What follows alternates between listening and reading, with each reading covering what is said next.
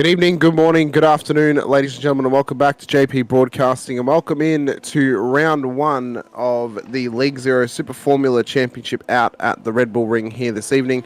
I'm your commentator, Hamish, Munro, joined this evening by Dean, Mr. Biggles, alongside me. Dean, a fantastic night of racing for us. The RedBull Ring, one of my favourite circuits in the entire world. Might be a contentious choice, but I love it. It's fantastic, especially when you get to go racing in some awesome open wheelers like the Super Formula cars of the Toyota and the Honda as well. Big test for these drivers here tonight for round one. It's a track that is deceivingly difficult. It's one that has little nuances about it where you have to try and hit those little markers, get yourself perfected for every single lap and try and stop yourself from making those mistakes. But round one, what a circuit we've got, Dean, and what a night of racing we're going to have on our hands. Good evening. Yes, good to be working alongside with you for the first time for a seasonal event, of course, and this is a season with the League Zero. This is a start. A unknown amount of minis, as we don't know really anything about one of these drivers. We don't know about the performances. We do know about Spielberg, as you mentioned, a fantastic track with so many right hands, only two left hands. And one of the only tracks that I know that we see many times in broadcast, and you can have 2x2 all the way, literally almost every single corner of this track you can go double file, so that's absolutely fantastic. And with a stacked grid of 30 all plus drivers, we may see a lot of that tonight. We may see quite a fair bit of that wonderful two-wide action here tonight. I think the main point of this circuit for drivers that are going to have to be getting themselves settled into once we're finished with qualifying, which we're about 12 minutes or nearly 13 minutes into, with only a couple minutes left of this 15-minute session. I think the one thing drivers are going to have to be cautious of tonight, not only some of the passing opportunities that they have, which mainly it's turn 1, turn 3, turn 4, your best passing opportunities around the whole circuit, but those curbs of death on the outside of the track. You think of the exit of turn 1 at that big 3D sausage curb. You think of the inside of turn 3. You think of the inside of turn 4, and also the exit of turn 5 as well. This circuit has got some major difficulties about it. And the other point as well is the off tracks. How bad can you keep or how well can you keep those off tracks in check? Because they will bite you hard. You will get a slowdown at the most inopportune time if you are not keeping yourself in check. So it's a circuit that will, throw these tests to these drivers. It's fast paced. They're quick laps. I mean, the fastest time in qualifying at the moment by Adam Merchant is a 1:11.5.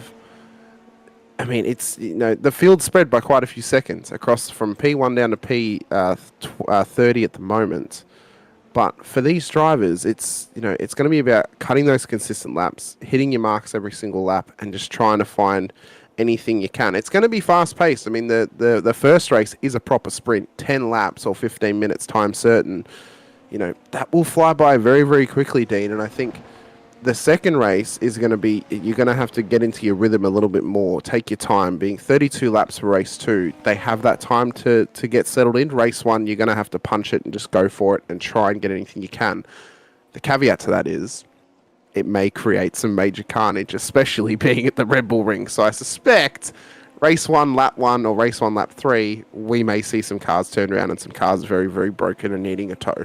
And a good spread of international drivers as well, too. Kind of looks like a Formula 1 grid. We have some Formula 1 liveries out there, too. But we've got this Aussie, Gareth McAllister. I hope you're not as bad as me at butchering names there, Hamish. But usually a tradition that I always do when I'm broadcasting as well is always hand it over to the man on the microphone in the booth with me and say, okay, you're a race driver. Who would you like to go on a hot lap and give everybody a hot lap? Well, little too late dollar shot on that one now, mate, because qualifying is done.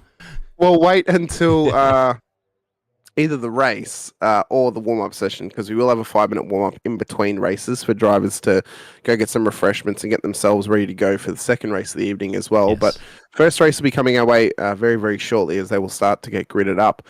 And speaking of the grid, it is a very, very nicely sized grid here this evening. 30-odd cars, and it's all being headed up by Jaden Callaway in P1 in that 37 car.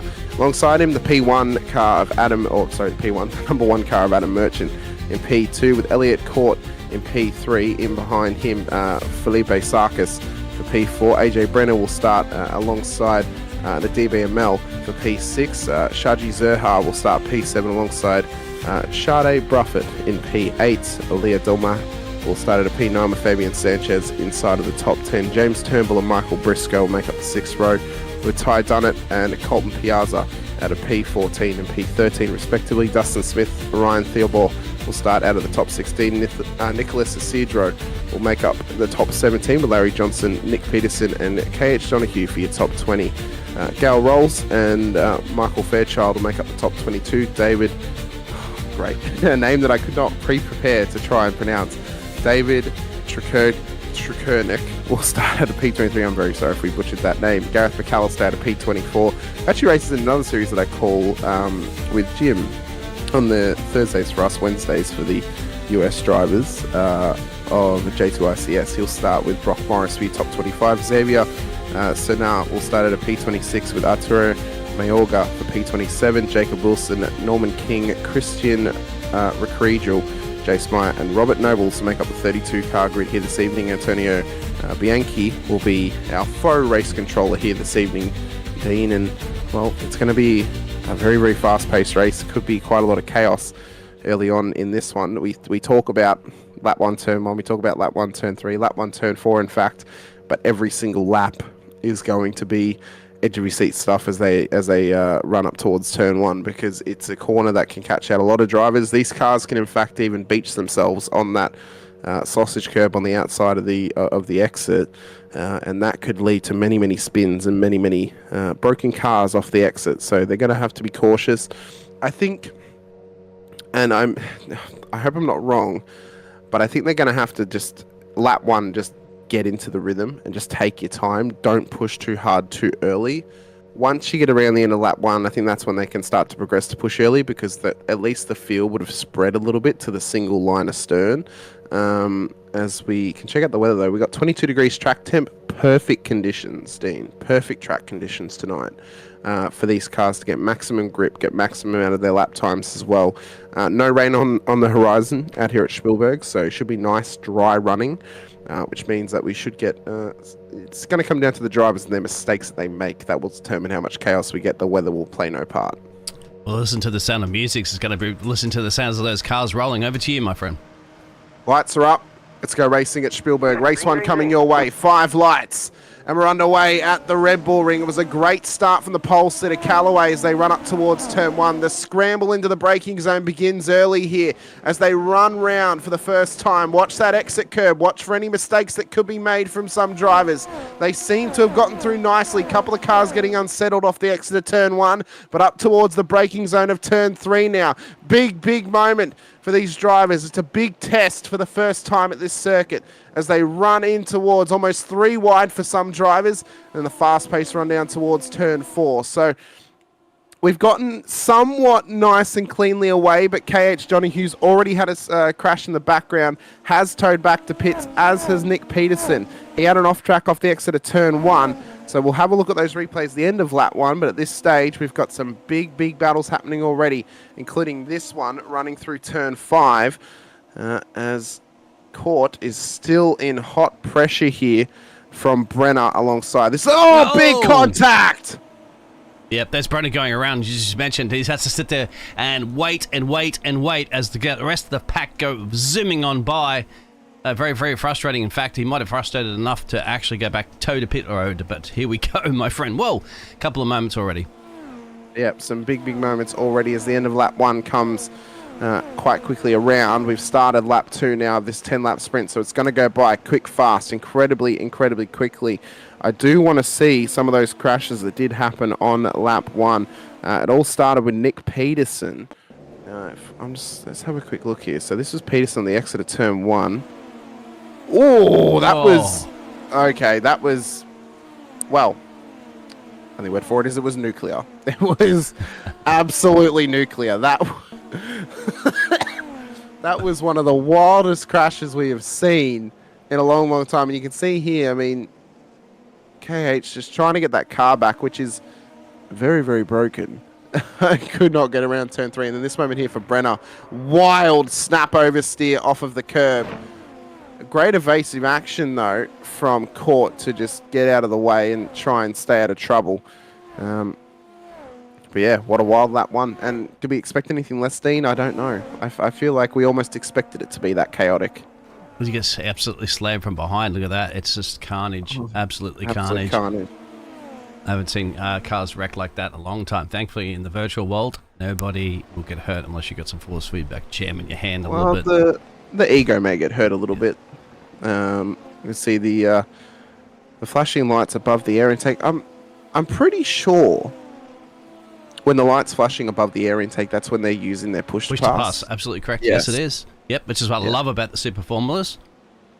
I overtake an opportunity. This is a battle currently at the moment on your pitches for P10, as then they make their way through what is classed as a turn, but I just call it a kink. Yeah, they've kind of taken the US liberties of making up corners, it seems, across this circuit. Turnbull, though, and Del Mar in this battle for P10 at this stage. Drivers are still getting little off tracks here and there all around this circuit, Dean. So I don't think it'll be a major factor tonight for those incident points for race 1. I think race 2 being that longer distance of 32 laps, unless it were to go time certain, I think that's when we could maybe see the iRacing black flag getting thrown for some drivers, maybe either getting into some wrecks or actually just getting a little bit too overzealous with the track limits as well. Right on board with Buffet down towards turn 1 under brakes. You can just the amount of gain you get under brakes is nowhere near as much as other cars on the service, Dean. It's more or less stay in the toe, get that push to pass happening, and try and get the move done. You can see that on the steering wheel. It says overtake on, time left. So it's time limited. Geez, I love Formula 1 actually had that at the end of the day, but they are changing their DRS, of course, to the wing flaps. A little bit of an oversteer moment on the exit of turn 3. Love that. Overtaking opportunities in hell. You can take different racing lines into that if you like. It's absolutely brilliant. Look at this, completely going off the racing line, straight through. And following, looks like Elliott going off into the grass. Elliott down 2 positions here for the Briton, the UK driver. As further in the background, you're seeing that nice little battle there. Fabian Sanchez there onto the Canadian in P7. Yeah, Zerher and Sanchez battling their way through the now 3rd sector of the Red Bull Ring circuit. Does Sanchez put that overtake on down the main straight? I suppose the good thing about it only being a 10-lap race, Dean, is that they don't have to conserve the overtake too much. They can really use it to its absolute maximum across this race. The 32-lap race is when they're going to have to, really think about, really determine when they want to use that overtake. Oh. That's a big crash, though. Turn 1. That was Leo Del Mar and Colton Piazza. Big moment for those drivers. Wowee. So how is this happening? Has he caught the curb? Yes. Oh no, he had a slide and then it snapped back. Bang. Oh no. Unfortunately, nowhere to go, isn't it, for some of the other drivers? And it's just a passenger at that point. Michael Briscoe and Adam Merchant going for it too for now. I think Adam might have just got the good, better exit at the top of the hill and steals that position away. Although Adam Merchant is down 8 positions from his starting in the Squid Gang Racing. He just set the fastest lap of the race, but my friend. I've just got some info here from Antonio Bianchi. Thanks so much, Antonio. Really appreciate you sending me this way. They've got 200 seconds of push to pass, 100-second cooldown after each use. Fast blinking green light or rear light means push to pass on. Slow blinking green means it's on cooldown. Light turns red when less than 20 seconds. Will follow same pattern as above. So that's what the lighting is meaning for us for that push to pass on the cars. I can appreciate that the cars have actually got a visual representation when drivers are using that push to pass as well, because it's a bit like the old curse system in the F1 cars of about 10 years ago. And I think it's obviously they have ERS now, which is kind of like the hybrid system in the GTP car, but I almost miss having that curve. Oh, that's a very late center. That's going to lead to a spin almost, getting caught out there for Christian Rukic, or Rick Kriegel, as this battle continues on with Sanchez, as Court's dropping spots. He's run it wide, Dean, on that last corner, so Court's now dropped all the way outside of the top 10, thanks to that slow running through the mid-sector of this circuit. But It's intense. It's fast paced. We're only 7 laps in out of this 10-lap race, so we are quick firing towards the checkered flag here. And Callaway has built away nicely at the front of the field. He's got 2.8 seconds now above Felipe Sarkis in P2. And then it's tightly contested all the way back here to the exit or to the end of the top 10 pretty much. So some nice hot battles happening for us. But 3 wide into turn 1. Not recommended, gentlemen, at all. But we'll see how they handle it. Nope, there it is. Oh, no, there it is. Yep. Yeah. You almost knew it was going to happen, didn't you? Every time you see 3 wide into turn 1, you almost guaranteed it to end up in tears. And unfortunately for those drivers, it has ended thusly like that for them as well. So, unfortunately for... It's just, I'm not a race driver, Hamish, and I'm just like, it's not going to work. Simple as No. that. You're just risking it for the biscuit too much. Wait out of turn 1, try it down the main straight, like the semi-main straightaway into turn 3, up the top of the hill. Even that's not going to work too much, but just lift off and try to get him a little bit later on. But, you know, I know it's a 10-lap sprint, but surely it's not worth the loss of the points you've got to go for only a couple more at this stage of the race. I mean, you're inside the top 10. You're going for a low percentage move into turn 1 with only a few laps to go. Just kind of sit back and think to yourself, maybe we should just be a little bit more patient. Like, I know we mentioned it was going to be a hard push to the end in race 1, but be a little bit more patient. You know, buy a ticket to the end of race 2. Yes, you know, sir. I know they say it a lot on podcasts, but it's true. You got to buy a ticket to the end of the race. You got to buy a ticket to the end of the event, and it's round 1 of quite a long series. So the drivers are going to have to not only buy a ticket to the end of this race, but you're putting yourself on the back foot for the rest of the season if you were to have a poor race now. Drop rounds are not included until after round 4 of this series, so they're going to have to have a little bit of smarts about them. And I suppose as the season goes on, they may start to build that up in themselves and really determine how, you know, where they sit in the championship and how well they want to try and push forward. I just, you know, patience is a virtue. Callaway just gets the fastest lap. I thought it was Adam Merchant who has been flying through the field there after. I wanted to see if I could get a chance to see what happened with Adam Merchant, who's dropped 6 places in the number 1 car. Because he's absolutely flying. In fact, right now he's looking for the OT on James Turnbull, who's up 3, and I think he might get this one. He was the fastest car on the track until Jaden Callaway just says, I'm going to get the race win and the fastest lap for the first heat. He wants to try and get himself those extra couple of points, does Callaway. At this stage. One thing we'll also talk about in between the races too is the fantastic calendar that is on offer. I mean, Red Bull Ring is only the first of many fantastic circuits on offer this season from League Zero, and I think it's a great place to start. But if they're making some of these impatient moves on a track like this, how are they going to be when they get later in the season at some circuits that will not reward you as nicely as what the Red Bull Ring does? So they've got, you know, it's a little bit of a massage. You've got to try and figure out and find when you can push. Merchant, though, is pushing insanely hard at this stage to make his way further up the field. He wants to try and get back into the top 5. He is nice and close to the back of the top 5 at this stage, though, so he could get up there. Callaway, who leads, is on now the white flag, final lap for him. Just to give an update on where he is in comparison to these drivers, he's just heading in towards turn 4 as they enter the braking zone of turn 3. So Sanchez, Zahir, and Brafe still continue to battle on, but they've got a fast approaching Adam Merchant hot on their heels. It's a 4-way battle on the final lap of race number 1 here this evening. We're not going to go time certain in race 1. No safety cars were called. So they're going to run through in towards the second sector of the Red Bull Ring circuit. But for Jaden Callaway, it's been an exceptional performance. It's been a dominating performance in race 1. Is this how the season's going to go for him? As he runs around the final corner, takes a 4.6 second lead to the checkered flag and takes the win in race 1 at the Red Bull Ring. As he's just put it into the wall at the end of the race. But for Felipe Sarkis, he'll take P2.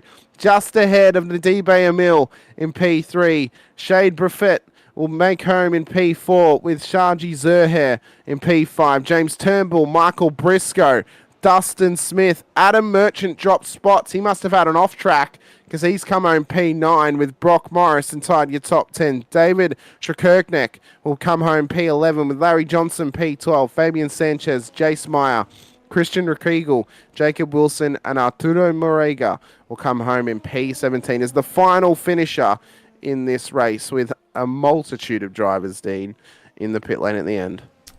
I'm absolutely amazed that half the field just boxed. They didn't say no. I mean, to me, get the experience out there at the moment of getting used to this track, of course, even this evening if you're limited on your practice, but also just the weather conditions and everything changes too. But I can't imagine half the field was damaged. We did see a few wrecks early, but unfortunately, because we've skipped over to that warm-up, we can't go back and look at those replays now because there was a lot to go over on that first race, so you'll just have to rewind it back in the stream there if you want to capture some of those actions. And thank you very much for tuning in. Make sure you hit the like and subscribe and help grow JP Broadcasting and also help support this fantastic new League Zero Super Formula Round 1, of course, for a whole season, which...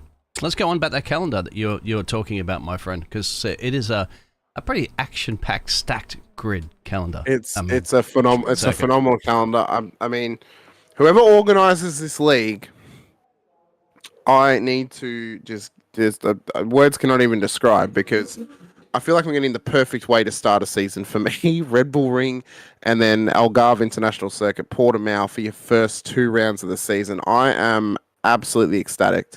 I mentioned I love Red Bull. I love Algarve. Portland, the brand new circuit in iRacing for round 3. That's going to be a great test for these drivers. It'll be the first time that I get to see a race at that circuit in iRacing. Going to be phenomenal. Long Beach. I love Long Beach. Long Beach is. Yes. I know the community's a bit 50-50 on if they like Long Beach or if they hate it. I love Long Beach. So that's a phenomenal place to go racing. Sebring. Should be a good test for the drivers. Should be a pretty good race. It's a longer circuit. We may start to see some of the drivers spread a little bit in that field, but we should also get those good battle packs happening too at the midway point of the season. I mean, Monza speaks for itself. The Temple of Speed, the home of open wheel racing in Italy. It's a circuit that I think is going to offer up some fantastic racing as well. Could offer up some great carnage too. Some of the battles we could see at that circuit. Phillip Island. Phillip Island is absolutely phenomenal for us in Australia. It's a circuit that it has a lot of history here in Australia, and it's a circuit that is very well liked in Australia too. It offers up a whole heap of battling opportunities, and it's very easy for a series to say let's go to Bathurst, but open wheelers are not built for Bathurst. Open wheelers are built to race at a circuit like Phillip Island, which is not as bumpy. It's fast flowing. Great passing opportunities, but great battling opportunities too. The Nürburgring, of course, as well, very well known for open wheel racing at the Grand Prix circuit as well. Imola, then for round 9, again, a fantastic track choice. I think one that will offer up a heap of battling opportunities around the Autodromo Internazionale Enzo di Dino Ferrari for the second to last round. And then what better way could a Freedom Series of League Zero be than to not end at the Circuit of the Americas at the final round on May 22nd? So a fantastic calendar, 10 rounds, a tour around the world of some fantastic racing circuits. And I think it's hard to say you could get a better, formalized calendar than that one. There's not many I would change out of that whole list. I think. I wouldn't change much at all. I wouldn't change much. I think Sebring can create some great racing. Of course, the iRacing Sebring 12 hours on this weekend for the official iRacing special event. I don't know if it suits sprint racing. I think it suits more long distance racing. So you might swap that out for something like a Zandvoort, or if you want to go the US circuit route, maybe a Watkins Glen or something. Yeah, Spa as well. So that's one missing on the calendar. Of course, I was going to say Spa, but no Spa. Yeah, I think the lack of I was going to say Silverstone, but I don't like the modern Silverstone circuit. I prefer the historic circuit, but there's not much I would change. The only one I would personally swap out is probably Sebring for either a Circuit de Gilles Villeneuve or a Spa or something like, or even a Zandvoort. I think that's the only one I would change. It's gotten dark at the moment, as you can see the cloud cover, so it is overcast, track temperature of 20 32 degrees Celsius and 63% humidity in the air, 19 degree temperature, into the hills of the Sound of Music here in Spielberg, where they filmed the movie. Now we get the chance for a Hamish lap guide around Spielberg. Mate, who would you like to choose? We need to find someone who's just about to start a lap, so then we don't have to wait the whole time. Who's closest to the end of the lap? Shade Bruffett is coming up towards the final sector. So the main difficulties of this circuit is dealing with those off tracks, as I said. But if you can line up the exit of the final corner, you can get an absolutely mega run up towards turn number 1. It's a difficult braking zone, of course. Got to try and get the car lined up. Try and push it out to that AstroTurf on the left-hand side. Get it tucked in nice and tight through one. Time, unfortunately, again. Yeah, we're done. We've been caught out once again. Yep. You know, so we'll find out a time to do it in future. But I just want to quickly run through the points tallies as well after that race, because Callaway would have caught himself 12 points getting that race win in race 1. He also got himself 2 points for qualifying on pole in race 1 too. So he's currently leading that championship now on 14 points prior to race 2. Now this will change up a little bit as well. Of course, the top 5 gets reversed for the grid, so it's going to be a nice little test for these drivers. Felipe Sarkas got himself 11 points. He's only 1 point behind. They all go down by 1 point all the way towards P12, and then after P12, everyone only gets a single point. This race, though, it's 25 points on offer for the race win. It then goes down by 5 to P2 for 20, then 17, 14, 12, 10, 9, 8, 7, 6 for the top 10, 5, 4, 3, 2, 1. 15th past is 1 point plus. So the next race is a continuous grid, of course, of race number 1 with a top 5 reverse grid.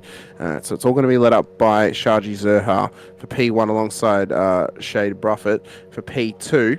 As the lights are going up, though, so we've actually completely bottled the grid. We'll quickly run through it as the lights are going to go green in just a moment's time. Amel, Sarkis, Callaway, the reverse top 5. Everyone else starts where they finished in race number 1. We are underway for race number 2 here at the Red Bull Ring.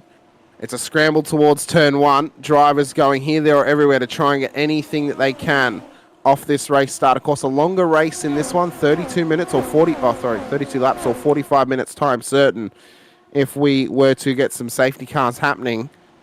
But the scramble up towards turn 3 is absolutely maximum. Now, I've noticed already it's been a little bit less chaotic at turn 1 here, Dean. They've managed to keep themselves in check. I think possibly, since it's 32 laps, they actually have some self-control about them. He comes at him on another rampage through the field too. We're going to get to experience his pace again as he's battling with. This is what I wanted to see. They are teammates for the Squid Gang Racing. Himself and Jaden Callaway, our race winner from Heat 1, going for it too for now. At the moment, Jaden is up a couple of places on that reverse 5 grid, top 5. And Mr. Emil is in the lead for the 99 currently at the moment. That's the Ferrari-esque looking livery. Yeah, maybe he's claiming he's a part of the Ferrari driver development crew. He's a part of the academy. Maybe as Mr. Amel. Zerha, though, P2 under pressure from Callaway. Wants the inside line in towards turn 1. Gets the job done nicely. That's a great move by Callaway on Zerha. Merchant now hot on his heels too. The pushed pass getting used to the absolute maximum already. Remembering they've only got 200 seconds worth of push to pass to use in this race. There's been a stack at turn 1, a massive one. Cars are on the road. Bodies have been taken out. A bit cruel. I'm absolutely cruel. I am the cruelest, because AJ Brenn has been spun around at turn 3 too. So drivers have managed to self-control around lap 1, but lap 2, it's hell for leather, it seems. They are just pushing in an absolute major moment of this race, but still a long way to go. I mean, 32 laps is not a short distance at all, but this was the moment up at turn 1. So as they run into the braking zone, too wide. Oh, okay, that wasn't even for too wide. That was just someone got absolutely drilled. We've had another big wreck too, live. Yep, another one, turn 5, turn 6. Big moment for some of these drivers here, including Larry Johnson, and I think Fabian Sanchez was also involved. So it's a graveyard at some of these corners here, Dean. A lot of bodies being laid around, and this was the moment for Sanchez. Somebody's already gone off there too. Just even look at that. That's insane. My God. Back to live pictures before we miss another graveyard of cars at the moment because we have about 5 or 6 cars in the pit road already, and we're only just barely pushing lap 3. I have to say that car. I have to think back to my childhood, Dean, of the Cars movie, when the big stack happens and all the cars are getting towed back to pits, and there's one of them who just looks absolutely destroyed, and he's like, "Oh, put me back out there, coach. I can still race." And that car just it looked exactly like it. How off kilter everything was on it. But this battle between Piazza and Shukernik inside of the top 10, as Piazza in the Toyota powered Super Formula car, following in behind Shukernik in the Honda powered. Kicking up some kitty litter all over the front of him too. Yeah, a lot of them, I mean, a whole heap of that debris was thrown out from that big accident down at turn 5-6. So, these drivers are, they're going to get caught out. And how bad is the debris going to be for them? How much kitty litter can get built up on the road at that sector throughout this race with the more off tracks that we get? Lap 4 now of 32. So we're still pumping through these laps fairly quickly here, Dean, but these drivers are starting to put pressure and they're trying to make moves as we run up towards turn number 1 as AJ runs up the inside. Job done. Yep. Who gets on by? Daniel Ricciardo would say, lick the stamp and send it. Yep. Further up the field, this is getting a little spicy and dicey as Shaiji has not given up just yet on this with Adam Merchant, who's just up the road, as you can see, fighting tooth and nail, getting all that kitty litter off those tyres. But Jaden Callaway now says, hey, I like being P1. That's a flashback to the Sauber kind of livery, isn't it? So it's Ferrari power versus Ferrari power in the Super Formula non-Ferrari powered cars. But it's your battle for your lead currently at the moment. But I still want to go back to this battle for P3 at the moment because, yes, exactly. It's Canada versus USA, eh? And who wants it?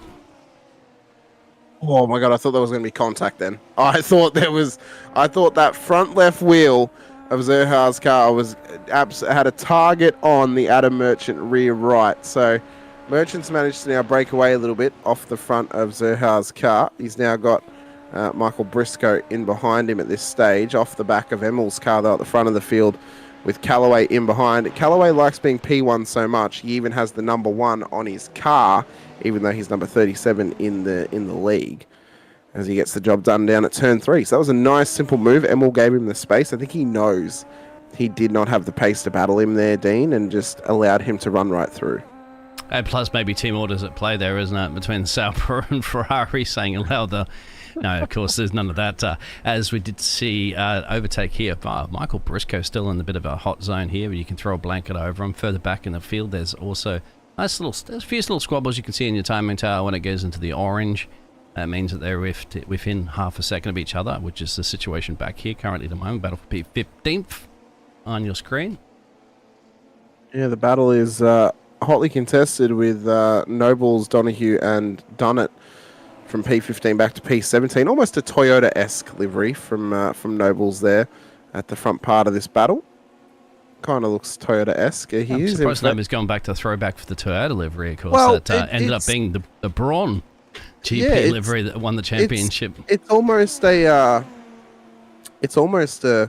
Toyota Canada livery, but he's running the Honda. He's not actually running the Toyota. He's got the HRC powered Super Formula, not the actual TRD powered Super Formula. So it's interesting how that can play out for some drivers in the field.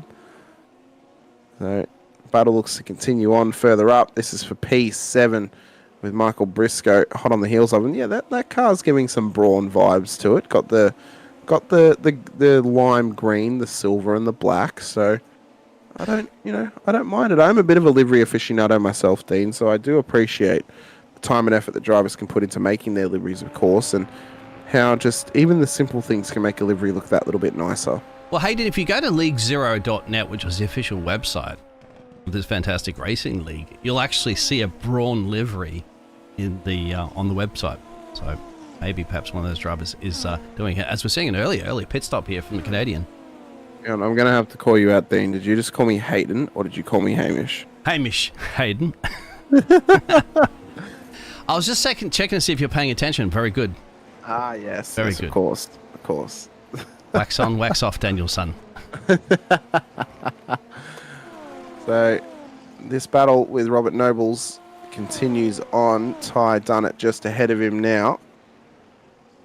So, the pressure gauge is starting to get ramped up for some of these drivers, but they're now getting into the real rhythm section of this race, Dean. Oh, no. There goes Dunnett. Where is it? He's done it again.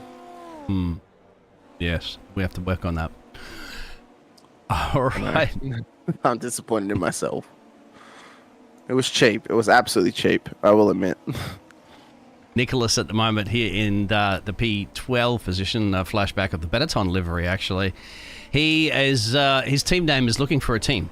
So, talk to Benetton.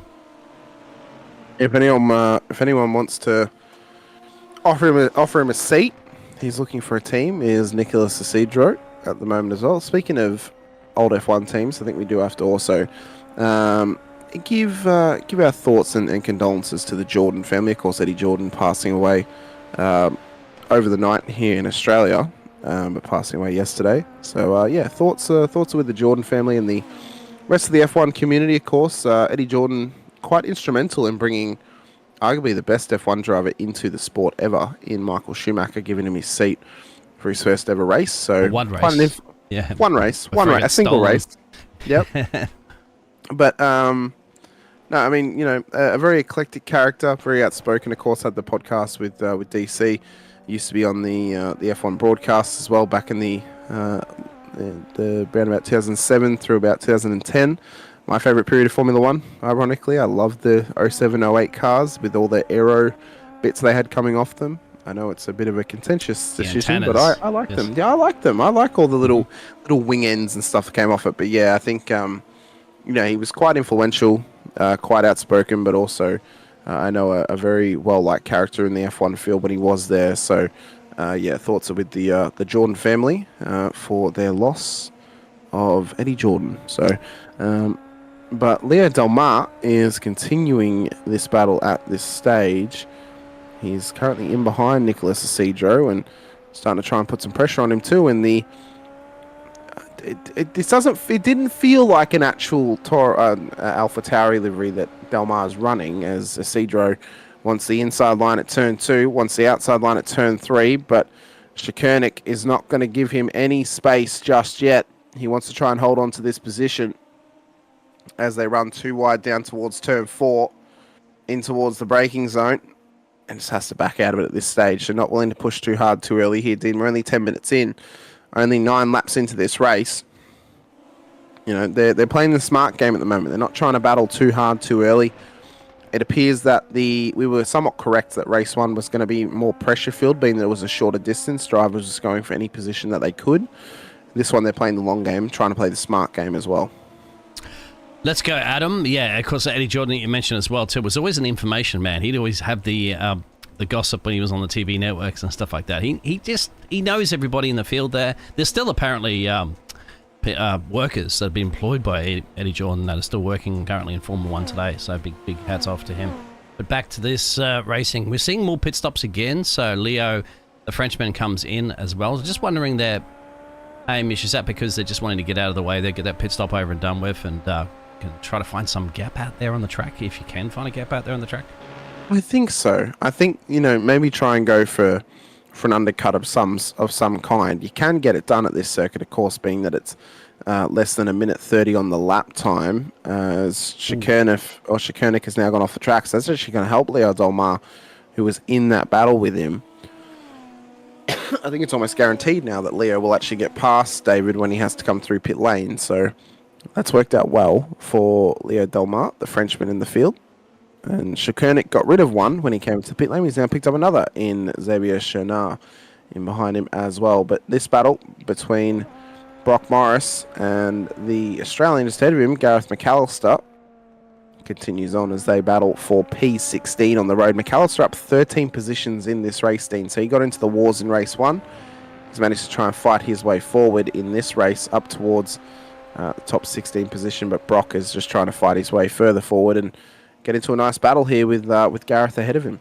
It was survival of a second lap in the second race this evening, wasn't it? Because they essentially got their way all the way through that first lap. As you can see, that is not a wet track that you need to be going off to try to find some wet part of the track. As I don't know why Brock Morris did that one specifically, as he will resume pace. Further up at the field there, Jaden, our race leader, Collaway, he hasn't managed to, even though he put some banker laps in, some fast laps there, Nibali's still hanging in there for the Ferrari, the number 99. So that's interesting with Adam Merchant. We know they've got JTS out there, so he's shouting out, let's go, Adam. He's just sit back comfortably in this little groove that's going on at the moment there with, as you can see in your timing tower, is just at 1.9 away from 2 seconds away from P2 at the moment.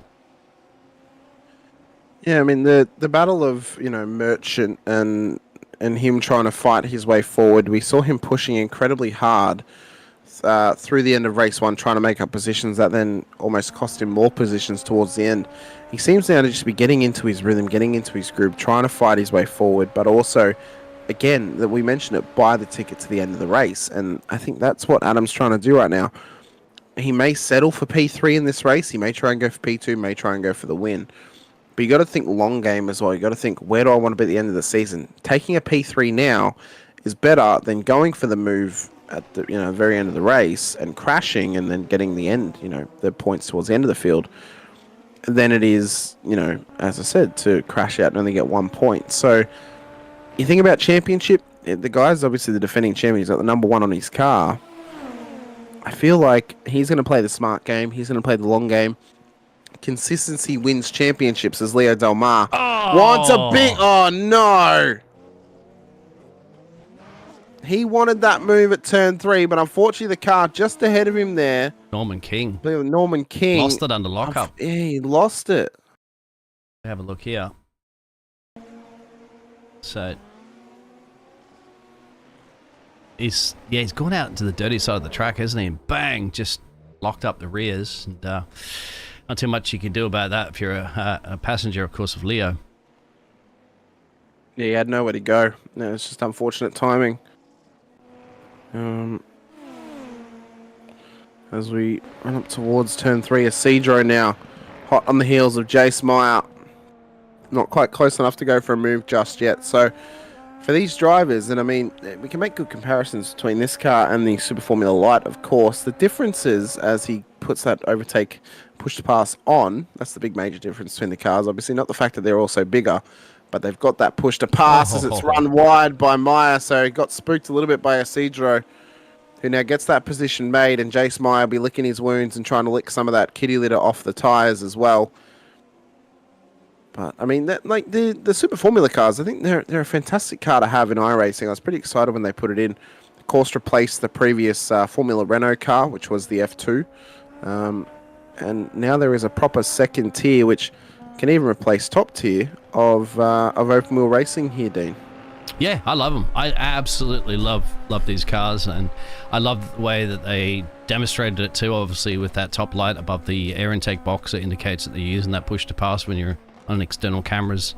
And look at that. We're looking at the Rodent Racing and the Rodent Junior. The Rodent Junior in this case being Gareth McAllister, and Xavier up the road is the, I presume it's the senior of the teammates. They are running similar liveries. Yeah, they are. I think Gareth has a bit of Pedro the raccoon on the side of the car. You'll see it on the shark fin as he turns turn 3. There he is. Yep. Just giving you a little wave. I don't know if Xavier has it on the car, though. I believe it does. Yeah, he does. He does have it on there.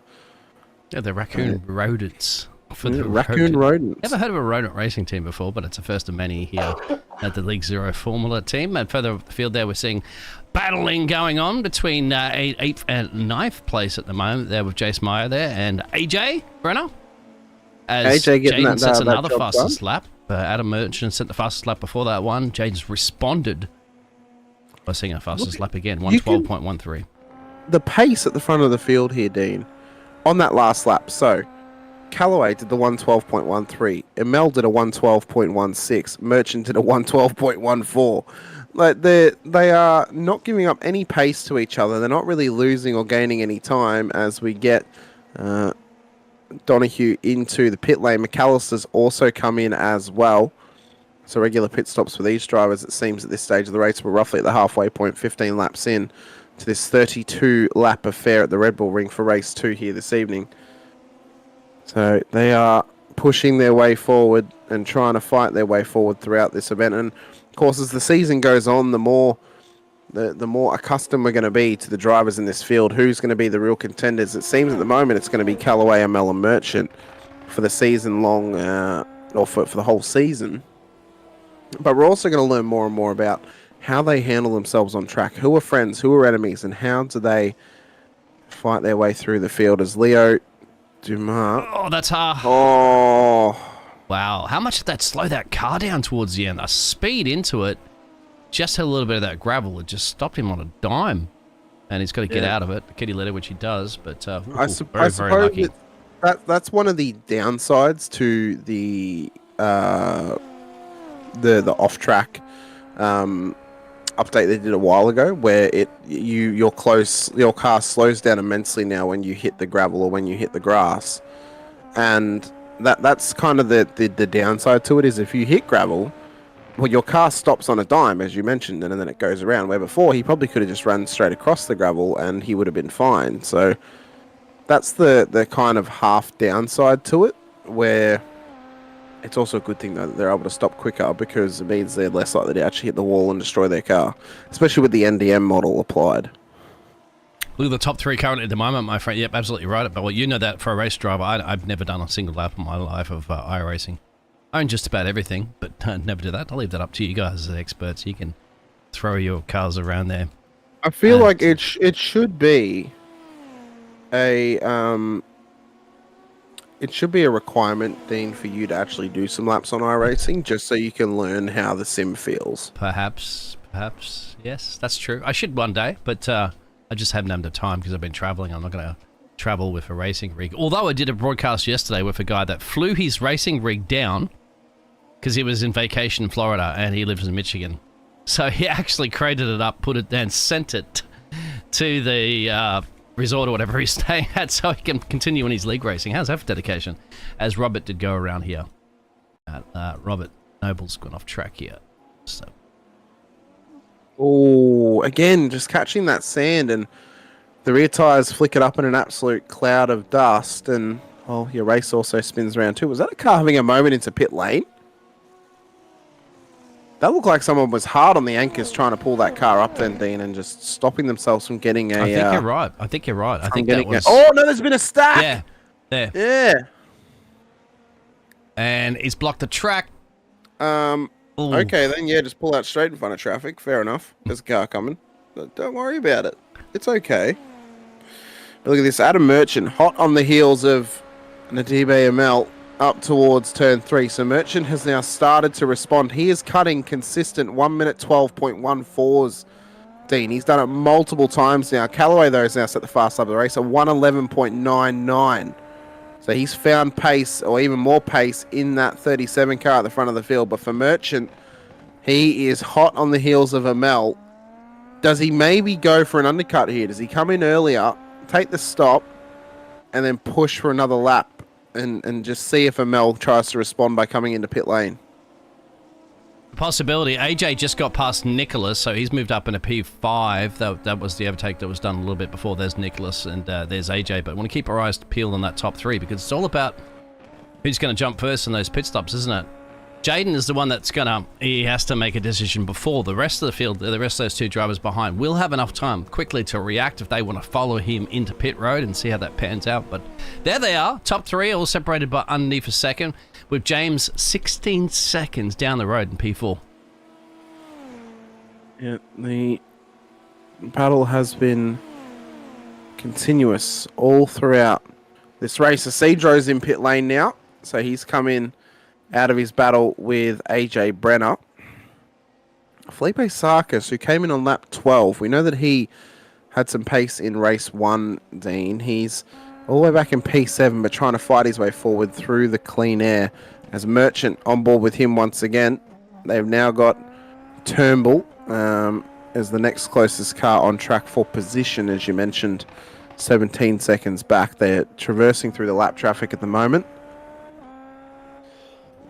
Dylan Waldron in the chat. Let's go T-Boo, number 27. So that's giving the love to Ryan Thilbo in P14 at the moment. He's up 17 spots. As DBML continues on. Here is Ryan, all on his lonesome, and fighting his way forward. I wonder... I'm on a mission now, Dan. I don't know if you've heard about it. I'm on a mission to collect people from Alberta, trying to find more and more Edmonton Oilers fans in iRacing. All right. You would not believe how many people I have met through broadcasting for James, who are from not only Alberta, Canada, but also from the northern part of Alberta, around about Edmonton or Stony Plains, and just it's nice to find them in the wild. I don't know why. It's a weird thing that's happening, but Fine. One of those things. What are you going hunting? Apparently, apparently I am. I'm hunting. So Jaden just has responded to this attack that's been coming thick and fast on him from the 99 behind by setting the fastest lap. So the first driver so far in the 11 club here at Spielberg. So at 11.76 was an absolute banker of a lap as well. We're going to see Nicholas, unfortunately, for the Benetton-esque car, go around somewhere on the track as he goes deep. And that's going to be a hard lick into the fence on the inside. Yes. And the exit of the last turn. Oh, well, I think I've just confirmed that Ryan might actually be from Alberta because Dylan Waldron, he's checking in from Calgary, but let's go Oilers, City of Champions. Okay, I've collected another one in Dylan Waldron in the chat now. Fantastic. Job. Let's go. My personal mission continues on. Hamish's mission does it as the mission at the moment to overtake AJ for P10, with Jace putting that push to pass button on. AJ taking the right defensive racing line, says, not yet, use as much push to pass as you can, mate. I'm going to make my card as wide as possible. Meyer, unable to get that job done over AJ Brenner. James Turnbull comes into pit lane, remembering he was about 17 seconds off of Adam Merchant.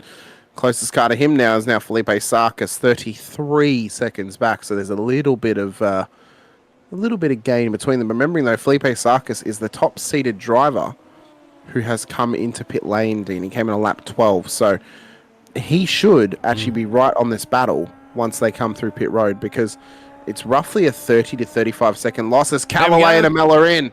So they've jumped in. Merchant stays out, so he wants to go for the extra lap. That could make all the difference, couldn't it? So there it is. Let's see how that pans out. Where's Felipe? Well, he's still got a couple of... the only two left-handers to do currently on this track. All the rest of them are right. See how it pans out. I don't think he's going to... I don't know if he's close enough to get past them. He's not. He's nowhere near them. So that's a great stop for both drivers. He's still got... they've only given up about 20 seconds. Yeah, that's a little slow there from ML. There's no coming out of the pit road. He just got on the loud pedal a little bit too much on the rear end, lost some slip. So he'll drop about 3 seconds away from that pit stop. So it's up to this man right now, Adam Merchant. He's got some fans out there from JTS and so forth. We can hear him screaming from the grandstands here in Spielberg. Has he got enough in this lap? This reminds me of those Schumacher days, wasn't it? When Schumacher would do all the work before and after those pit stops. Yeah, he's having to push his way forward as fast as possible towards pit stop. He's got traffic, but yep. Remembering as he comes in, so remembering as well that the drivers could not take a pit stop until after lap 5, and they cannot take one after 5 to go. So they have got that pit window in place as well within that now. So up towards the box. Where is Jaden Callaway? Oh, he's going to take the lead back, I think, Dean. It's not going to be... Yeah. He'll have him. Here he comes. Callaway around the final corner. So he's going to get past Merchant. Will he actually? Or he might not. It's going to be close on exit. Could be very close. It's going to be... he's got him. So he's got past, but Merchant has jumped to Mel in pit lane, and now the gap is 1 second. So the battle between the pole sitter and P2 in race number 1 is on. Trying to get temperature at his tyres like that immediately, isn't it? Because you can see it's overcast conditions, so it's a little chilly, especially when you put some tyres that came out, not out of the tyre warmers as well, too, in this series. So they're slapped straight on. Cold, cold, cold, and he's going to get temperature in as quickly as possible. So up the road there is his teammate, but no team orders at play, mate. First race of the season. It's go for it. Is it his teammate? Because Merchant has got the same livery as AJ Brenner. I'm showing Squid Gang Racing for both of their team names. So very true, but they also may have mucked up their SDK. Because AJ Brenner has got the Squid Gang Racing. Not the Squid Gang. Livery on his car. Not the Squid Game, but the Squid Gang. He's got the Squid Gang livery on his car. Red light. Green light, red light. Oh, there you go. Green light. Red light. This will be interesting, yeah. We are children. At least I am. We're entertainers. That's what we do here. Yeah. These are the gladiators. These are the performers, right? They're the ones that are on the stage. We just, kind of just point the camera at them and we talk about how fantastic their driving is. We point the camera at them and simply say, just do something. Do something for us. Entertainer. So please. You're one for the commentator's curse? I do not believe in commentator's coincidence. It's commentator's coincidence, Steve. All right. It's bad timing, is what it is. You don't believe you have some godlike powers up here to talk about a driver into an error? I have godlike powers to piss people off. Because if the reality is, as a person who commentates on racing and gives my opinion, very easy to annoy somebody. It seems, especially if you call something that happens, and you know how drivers can get the red mist sometimes. They get into an incident and they think it's their way or the highway because they only saw it from their point of view. They didn't see it from outside the car. Mm-hmm. It's the same drivers who will message you. It's the same. It's the same drivers who will message you straight away and claim that you're wrong in your opinion that you gave, even though they haven't actually watched the incident back from outside the car. Well, that's because I think that mirrors real well, because people see that all the time, obviously, when you're watching races, and Formula One drivers do it. But you got to understand too that they are told by their teams to never admit fault, because they might want to, oppose it to the stewards later on. And it's multi-million-dollar sport, so it's millions of dollars worth of positions that you can get or not get because of penalties. So drivers are told not to do that, but you're not getting paid multi-million dollars when you're just racing in leagues. So it's okay to say my bad. Oops. Yeah, it's in fact, if you're racing in a series with live race control, they actually like it when you take ownership and are actually honest, because they will then be lenient to you. Unless you're a repeat offender. If you're a repeat offender, then they're going to start asking questions as Brenner is diving up the inside of Gareth McAllister down at turn 3. So job done, it seems, for AJ Brenner, but McAllister wants to come back at him at this stage. So they will respect you for being honest and being self-reflective. But if you're a repeat offender, they may then start to question your self-reflective ability and say, well, you're a repeat offender, you might be taking ownership, but have you thought about actually taking ownership and changing your ways so you're not repeating yourself and not That's the beauty of live stewarding, isn't it? Because that's what people don't understand sometimes. We have live stewards and they go, that's a bit harsh or something like that, and they don't understand why those stewards gave those decisions. I say you got to look at many other things. There's maybe contact that occurred before. They were doing a bit of door banging earlier. We didn't see it on the screen that we're broadcasting with, but so there's history and beef there. They'll take that into consideration. There's so much. I wouldn't want to be a steward, but hats off to the stewards that do it. I wanted to ask you a question, but on the steering wheel currently seeing from the Thunder from Down Under, Mr. Gareth, it goes purple sometimes on that steering wheel. Is that indication that you can't use that push to pass, or how does that pan out? I believe it might be. Right. I believe that is the cool down. Yeah, the cool down, I would say. Are you saying the blue lights on the outside of the wheel? On the steering wheel themselves, there's three... Yeah, the 3 lights, and that's blue at the moment. I think it goes purple, and I think it might be. I think it might be blue means it's on cooldown, right? And purple means that you can use it again, possibly. I'll sit on board with Gareth, and I'll I'll wait until he uses it and I'll see what happens. So Right. we will get our answer. We sent Hamish to shotgun with one of the drivers, sit in the cockpit with him on those double-seated cars. And Yep. like, I have shrunk myself down to sit in the helmet of Gareth McAllister to see what happens when the light changes. We're going to have 5 laps to go, though, when the leader crosses the line. Jaden Callaway has got 1.7 seconds ahead of Adam Merchant, so he started to put the foot down, started to break away a little bit here. Last lap for Adam Merchant was a 1:11.6 second, 6.7. Has not been counted as the fastest lap, though, as he did have an off track. Yes. So the fastest lap still sits with Callaway with a 1:11.76. He is too. Let's have a look. There, it's purple. Yeah, purple means that... But it's not showing as being applied. So maybe purple that's when it's on cooldown. It's flashing, yes. Yep. Yeah, it's flashing the light on the top of the car as well too, so. Yep, so right. it's on cooldown.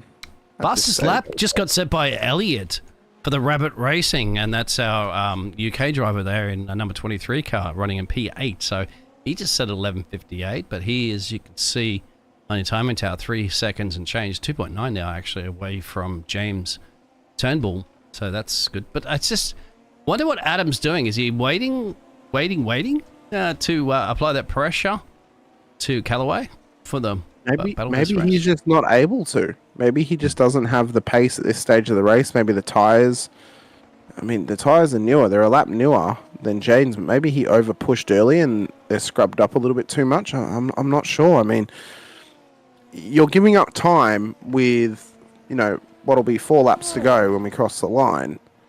Why would you be giving up time now? And why would you be waiting when you could try and chase him and get up to the back of him and put the pressure on? These are top 3 down the main front stretch.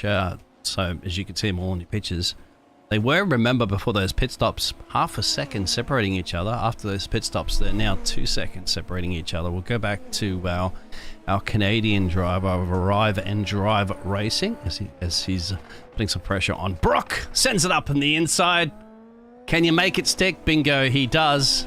The number 10 to P14. Yep, so Brock Morris has now dropped behind Saji Zerha.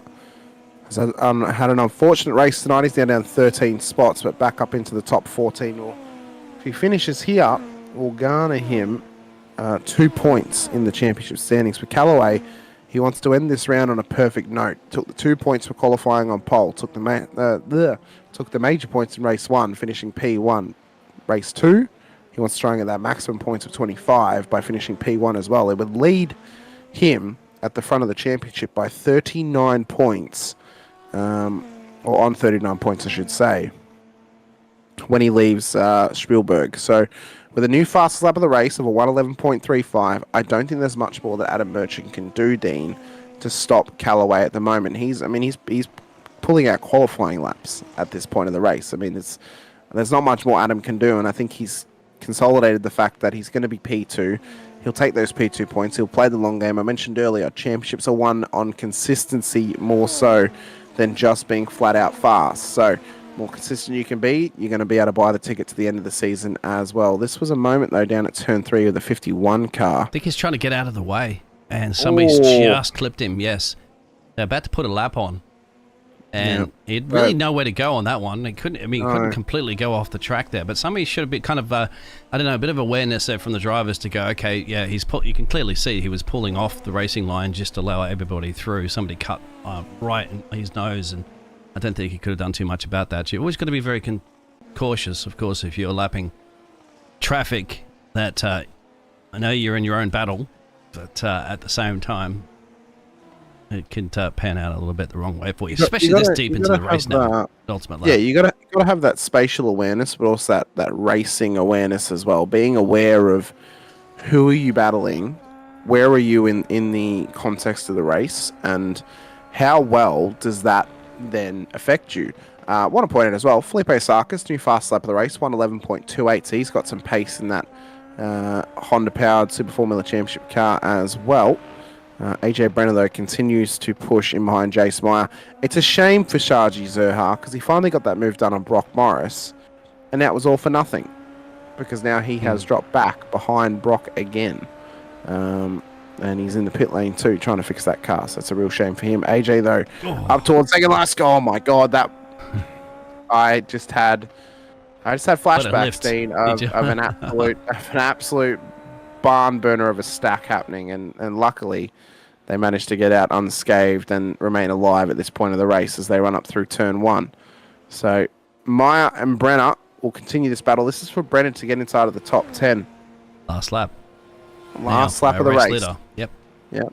So Callaway's just caught the white flag. 3.7 seconds is the gap back to Adam Merchant. There's not much more Adam can do to chase down Jaden at this point. He has consolidated himself in P2 on the road. The one driver he needs to be careful of is the fast approaching DB Amel, who's starting to chase him down, as well as Felipe Sarkis, who's a bit far behind, but if a mistake happens, he'll be there to pounce on it very, very quickly. Brenner, though, has now got past Meyer for P10 on the road and now looks ahead towards the rest of this final lap. But for Callaway, it's been dominant, and arguably, Dean, no one's been able to hang with him at this point. This could happen. I thought one more lap maybe for Elliott, because Elliott's been absolutely banking out. Had a couple of the fastest laps already. Oh, just set the fastest lap, and then it's putting pressure big time on James.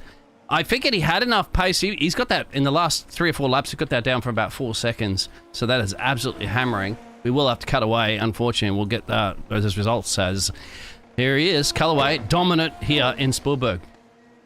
Been absolutely dominant in Spielberg. Took the pole, took race 1 win, and now takes the race 2 win as well. Maximum points for Jaden Callaway here out at the Red Bull Ring. Adam Merchant comes home P2. Nadibe Amel comes home P3. Felipe Sarkis will come home in P4. Solid points for him after P2 in race 1.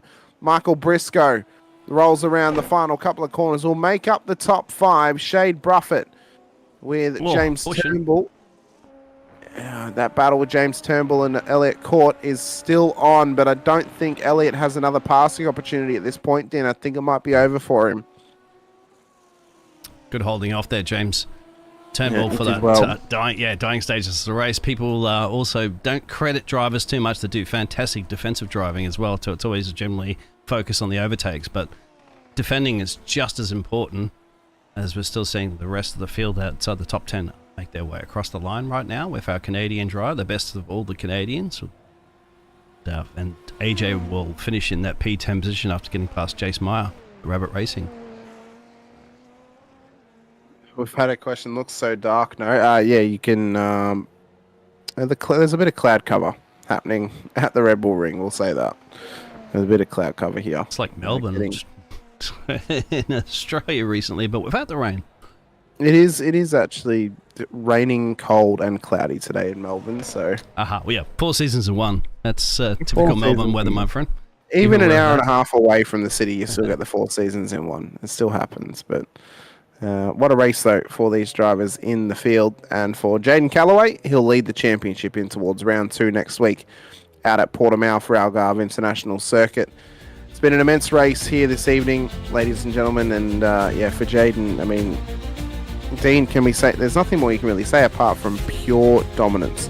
Both race 1 and race 2, he just absolutely cooked the field pretty much. He took pole, took the 2 points for pole, took the win in race 1, took the win in race 2, and he gets the round win for himself as well. 4.3 seconds back, Adam Merchant in P2, with Nadibe Amel in P3. Felipe Sarkis finished out of P4, with Michael Briscoe out of P5, Shade Bruffett, James Turnbull, Elliott Court, Ryan Theobald, and AJ Brenner make up the top 10. Jace Meyer, Xavier Sinar, Brock Morris, KH Donahue, and Gareth McAllister make up your top 15. Leo Delmar, Sade Zerha, Jacob Wilson, Nicholas Isidro, and Gail Rolls will make up our top 20.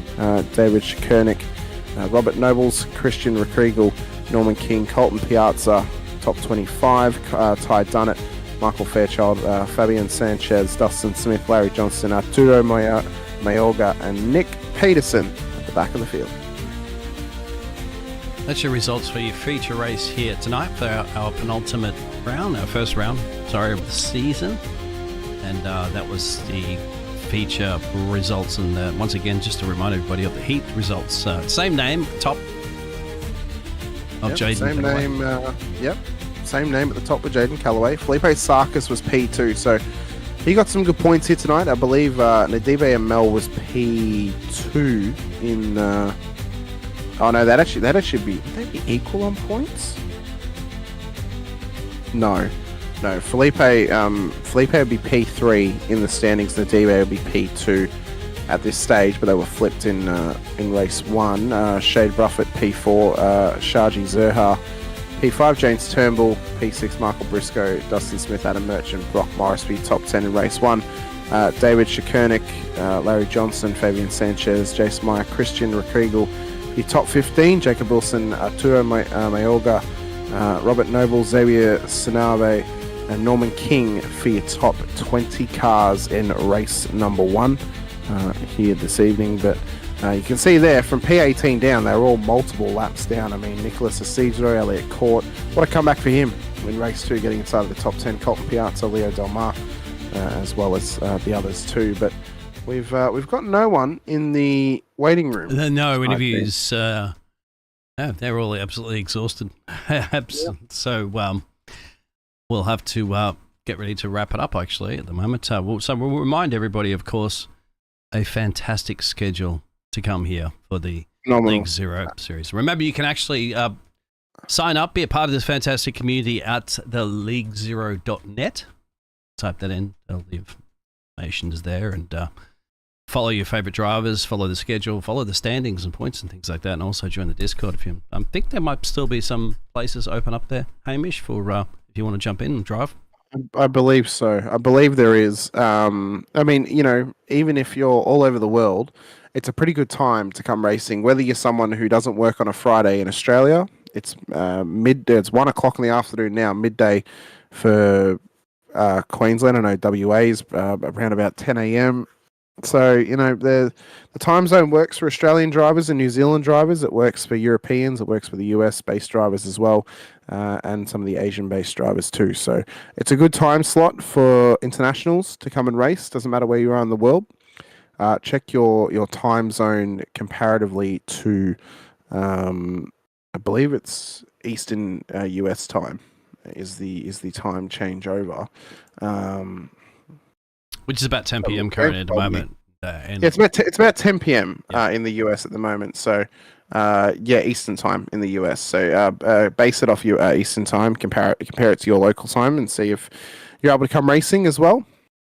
But as I mentioned, it's an immense calendar coming up this season. Next week, March 27th, round 2, Algarve International Circuit at Portimao for the second round of the season for an 8-lap sprint, 26-lap feature. Round 3 in 2 weeks' time at the start of April, Portland International Circuit, the brand new circuit on iRacing, the first time you get to see it here in League Zero and here on JP Broadcasting at this stage. Then they'll go to Long Beach for round 4, round 5 out at Sebring, the halfway point of the season. Head over to Monza for round 6, Phillip Island for round 7, the Nürburgring Grand Prix circuit for round 8, Autodromo Internazionale Enzo Di Ferrari for round 9 out at Imola. And then we all end at the arguably most US of US circuits, the most freedom-filled race of the season at the Circuit of the Americas for the final round of the season.